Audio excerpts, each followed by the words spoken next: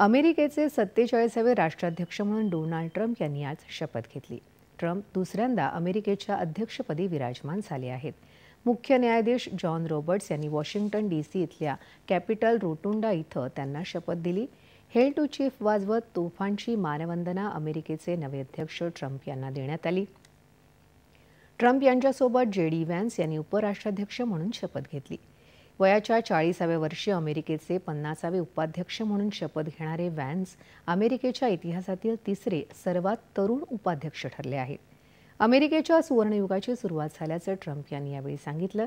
शपथ घेऊन पदभार स्वीकारल्यानंतर ट्रम्प यांनी काही महत्त्वाचे निर्णय घेतले.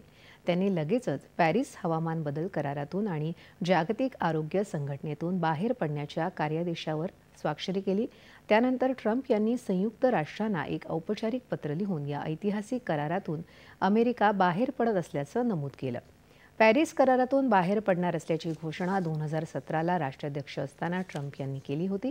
तसंच अमेरिकेतील फेडरल कर्मचाऱ्यांचं घरून काम करणं म्हणजेच वर्क फ्रॉम होम समाप्त करण्याचाही निर्णय ट्रम्प यांनी घेतला असून कार्यालयात उपस्थित राहणं कर्मचाऱ्यांना बंधनकारक करण्यात आलं आहे. अमेरिकेच्या दक्षिण सीमेवर आणीबाणी लागू करण्याची घोषणा देखील ट्रम्प यांनी केली. घुसखोरी रोखण्यासाठी मेक्सिको सीमेवर भिंत बांधण्यात येईल. संघटित गुन्ह्यांविरोधात आजपासूनच काम सुरू करण्यात येईल. देशाची जनता सुरक्षित राहावी या दृष्टीनं घुसखोरी रोखण्याला प्राधान्य देत आवश्यकता भासल्यास घुसखोरांना रोखण्यासाठी लष्कराला पाचारण करण्यात येईल.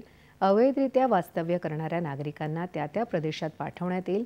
तसंच यापुढे अमेरिकेत स्त्री आणि पुरुष असे दोनच लिंगवर्ग असतील असं ट्रम्प यांनी सांगितलं. महागाईवर नियंत्रण आणणं हे दुसरं प्राधान्य असल्याचं त्यांनी सांगितलं.